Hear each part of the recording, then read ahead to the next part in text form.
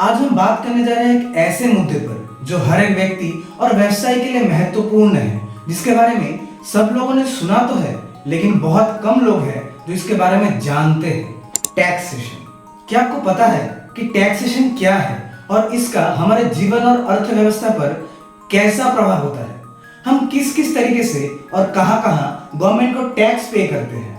तो चलिए इस वीडियो में हम खुलकर एक्सप्लोर करेंगे टैक्सेशन के वेरियस एस्पेक्ट्स और समझेंगे कि हमारे देश की प्रणाली में किस तरह से ये काम करती है। तो बिना किसी देरी के चलिए शुरू करते हैं। तो चलिए सबसे पहले ये समझते हैं कि टैक्सेशन आखिर है क्या। टैक्सेशन एक प्रकार का रेवेन्यू कलेक्शन प्रोसेस है जिसमें सरकार हमसे हमारी कमाई का कुछ हिस्सा मांगती है। ये पैसा गवर्नमेंट सरकारी योजना और देश के डेवलपमेंट स्कीम में लगाती है। अब आते हैं टैक्सेशन के अलग अलग प्रकारों पर।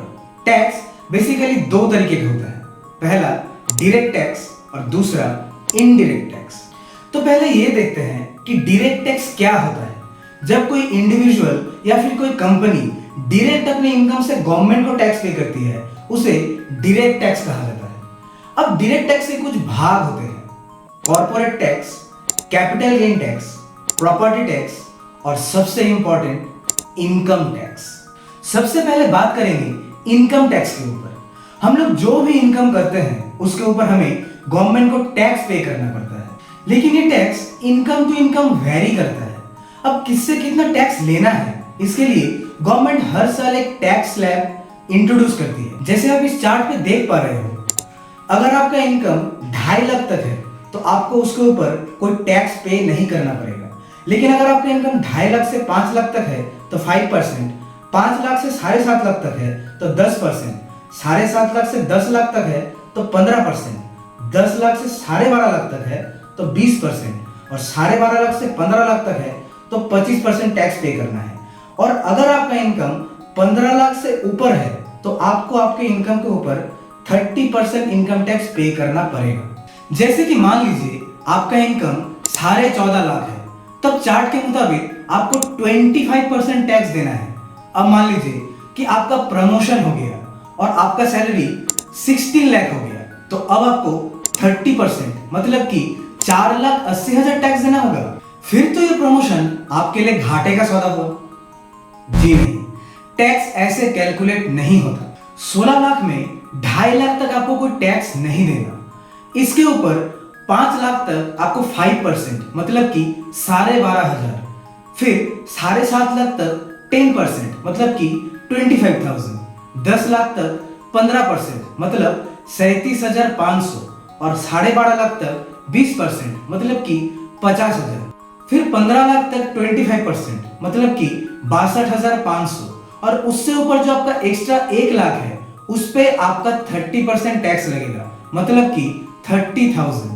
तो आप टोटल टैक्स पे कर रहे हो 2,17,500।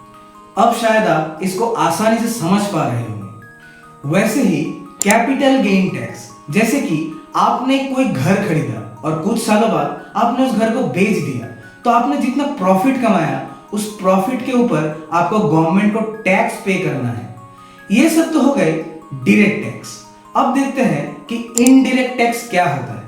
इसके अंदर जीएसटी और एक्साइज ड्यूटी जैसे टैक्स इंक्लूडेड है। इसे इनडायरेक्ट टैक्स इसलिए कहते हैं क्योंकि आप इसे डायरेक्ट गवर्नमेंट को पे नहीं करते, आप इसे कंपनी को पे करते हो, लेकिन कंपनी बाद में इसे गवर्नमेंट को पे करती है। जैसे कि जीएसटी मतलब गुड सर्विस टैक्स। आपने मान लो एक 10 रुपए का मैगी का पैकेट खरीदा। अब चाहे आपका इनकम कितना भी हो, कम हो या ज्यादा, आपको उस पैकेट के ऊपर जो जीएसटी है वो आपको पे करना ही होगा, क्योंकि वो टैक्स एमआरपी के अंदर ही इंक्लूडेड है और ये टैक्स सबको पे करना होता है और सबके लिए इक्वल होता है। सिमिलरली पेट्रोल डीजल की एक्साइज ड्यूटी भी आपको पे करनी ही होती है। लेकिन अब आप सोच रहे होंगे कि भाई हम टैक्स क्यों पे करते हैं? तो सुनिए, टैक्सेस हमारे देश के विकास में महत्वपूर्ण भूमिका निभाते हैं। ये इंफ्रास्ट्रक्चर, एजुकेशन, हेल्थ केयर और अनेक दूसरे फील्ड में लगाए जाते हैं। इसी तरह से हम अपने देश को समृद्ध और प्रगति में आगे बढ़ने में मदद करते हैं। दोस्तों, टैक्सेशन का मतलब ये नहीं है कि हमें बिना सोचे समझे टैक्स देना चाहिए। हमारे पास कुछ लीगल तरीके होते हैं जिनसे हम अपनी टैक्स लायबिलिटी को कम कर सकते हैं, जिसे हम टैक्स प्लानिंग कहते हैं। लेकिन याद रहे, हमारा ये कर्तव्य बनता है कि हम अपने टैक्सेस सही तरीके से भरें। तो आज हमने ये देखा कि टैक्सेशन एक अहम हिस्सा है हमारी इकोनॉमी का। ये हमारे देश के विकास और सामाजिक सुधार में एक महत्वपूर्ण भूमिका निभाता है।